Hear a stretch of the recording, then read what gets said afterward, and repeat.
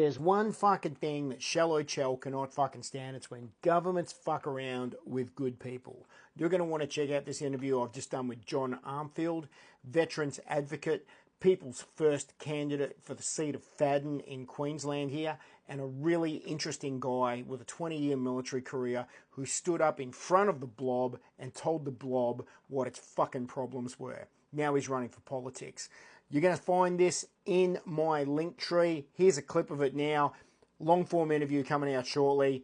They admitted culpability. They admitted to the failings resulting in my brother's death. They admitted to the failings resulting in the loss of my career.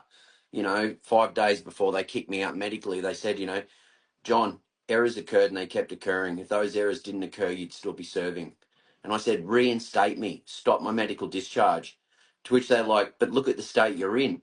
And I'm like, sir, you've just apologised for putting me in this state. You took my brother, you guys covered it up for 10 years. If there's no Royal Commission, I don't find out about this. And, mate, someone who served loyally, and I loved it, I was proud to serve my country. The systemic corruption I identified, I couldn't let that go. Having lost my mother and my father, and being the oldest, I sort of felt it was my responsibility to do something. Yeah.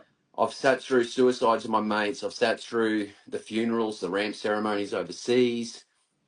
And I just didn't see anyone taking a stand.